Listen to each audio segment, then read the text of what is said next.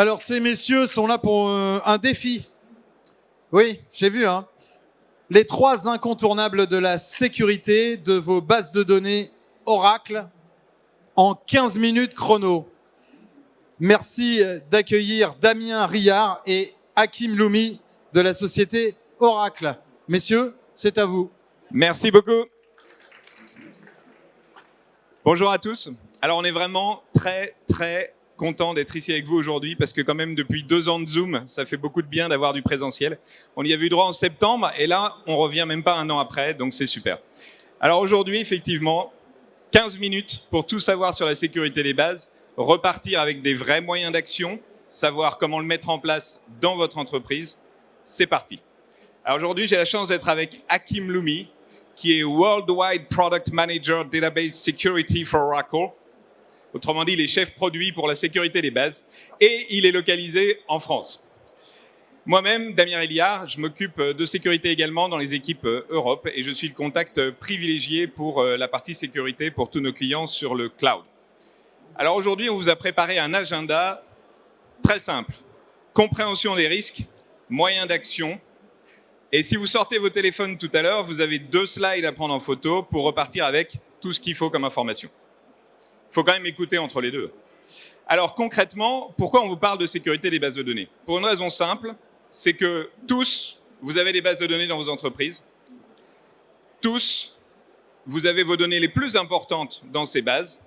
Et de manière générale, c'est la dernière chose dont vous vous équipez en termes de sécurité. C'est-à-dire que si on regarde autour de nous, vous avez plein de solutions pour la sécurité réseau, la sécurité endpoint, la sécurité mobile, la sécurité tout ce que vous voulez. Et on oublie beaucoup trop souvent qu'en fait, c'est important de protéger la donnée là où elle est stockée, c'est-à-dire à l'intérieur même des bases.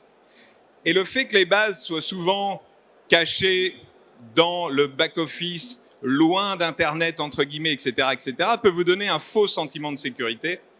En fait, concrètement, vos bases sont à risque. Et elles sont à risque de manière multifactorielle. Il y a énormément de vecteurs. Le premier, c'est qu'évidemment, les bases, il y a des utilisateurs et il y a des admins. Donc, les admins sont la cible d'attaque. Les utilisateurs également, avec une élévation de privilèges, ça reviendra au même. Et ça, déjà, ça suffit à prendre la main sur les bases de données. Si un attaquant n'arrive pas à utiliser ce vecteur-là, et s'il n'arrive pas à pénétrer dans l'entreprise, en fait, il va arriver sur le côté applicatif. Alors vous allez me dire, et on l'entend très souvent, mes applications, elles sont super sécurisées. Oui, j'en suis sûr. N'empêche que c'est que dans le dernier rapport de l'OWASP Top 10 que l'injection SQL n'est pas le number 1 tout en haut de la plus grosse attaque permanente depuis 20 ans. Seulement le dernier. Et les 2 qui se sont placés devant, puisque l'injection est toujours 3e aujourd'hui où on parle, ça a à voir avec le contrôle d'accès et le chiffrement. Ça tombe bien, on va en parler. Donc autrement dit, aujourd'hui, les applications, aussi sécurisées qu'elles soient, elles sont toujours le vecteur d'attaque dans des proportions massives. Si ils veulent être stealth, comme on dit, on se met simplement sur le réseau et on écoute. Vous n'avez pas besoin d'avoir de mot de passe, vous n'avez pas besoin d'accéder à la base, vous n'avez pas besoin de casser l'application. Vous avez juste besoin de réussir à entrer et puis écouter le réseau. Vous allez voir passer toutes les informations. Toutes celles qui ne sont pas chiffrées seront donc en clair et lisibles pour eux. S'ils n'ont toujours pas réussi, ils peuvent choisir un autre vecteur qui est une attaque latérale. On va essayer en fait de viser non pas le moteur de la base, mais le fichier qui héberge les données de la base. Donc là, je contourne tous les systèmes de protection liés à la base si j'ai un accès au file system.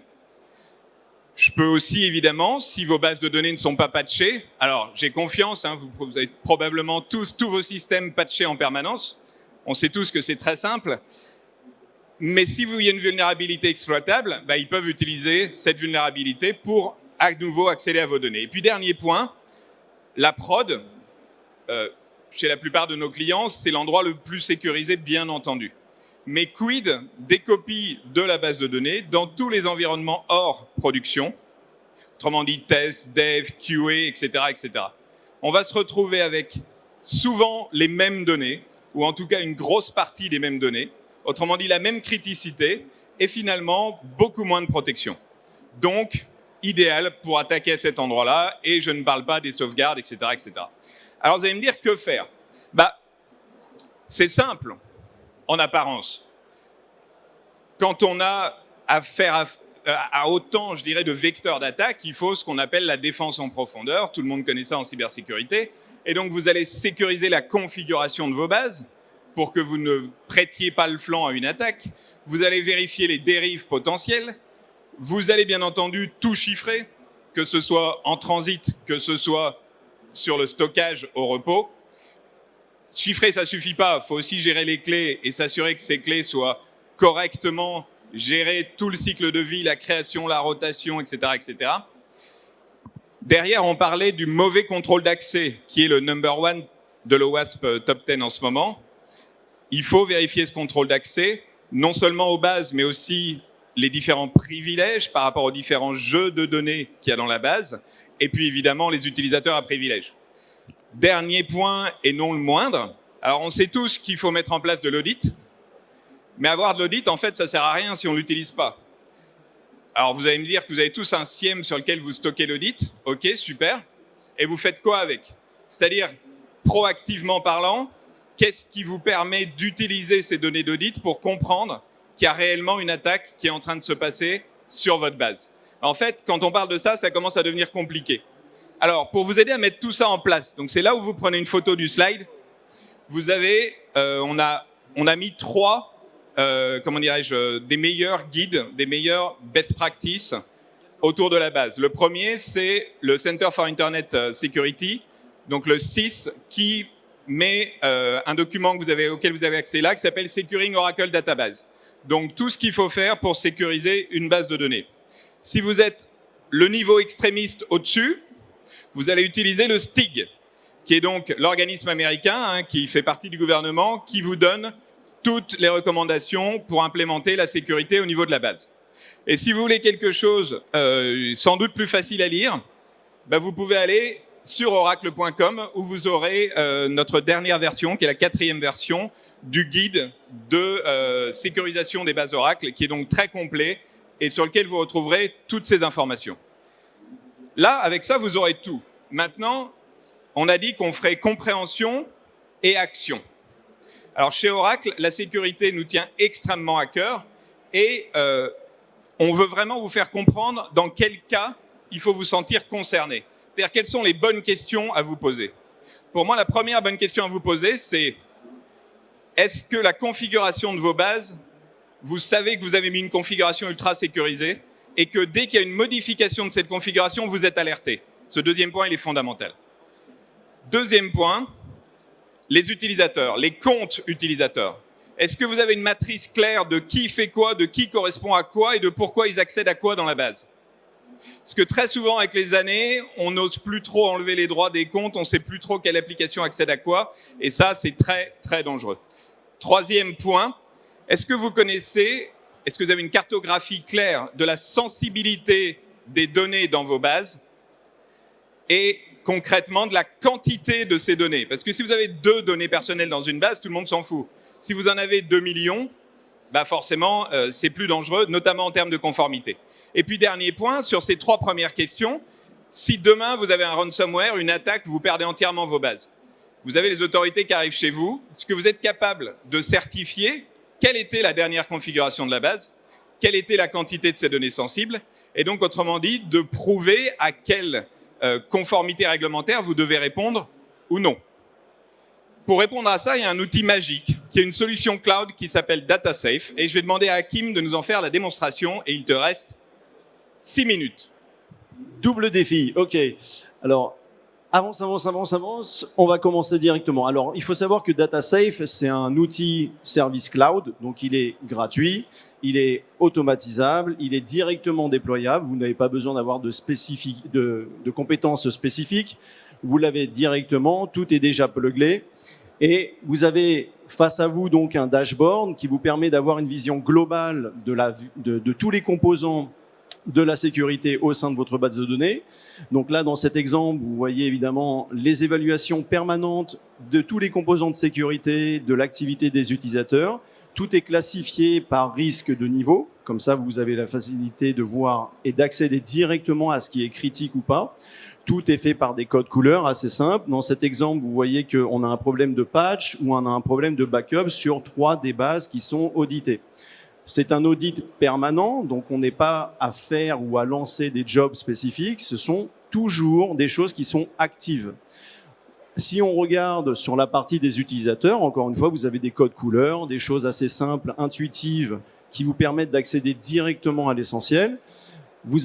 On va cliquer sur la partie critique et on va retrouver l'ensemble des activités critiques de vos utilisateurs. Encore une fois, on n'a pas codé, on n'a pas rajouté quoi que ce soit. Tout est déjà embarqué dans la base de données. Vous pouvez évidemment retrouver l'ensemble des privilèges si des gens ont voulu élever leurs privilèges pour pouvoir mener une attaque. Et vous avez la capacité, bien entendu, de pouvoir retrouver l'activité réelle passée de chaque utilisateur. Encore une fois, sans jamais avoir codé quoi que ce soit. Si vous souhaitez bien entendu avoir une vision beaucoup plus globale de l'activité, vous avez des rapports d'audit que vous pouvez bien entendu customiser. Vous en avez beaucoup qui sont déjà embarqués dans l'outil.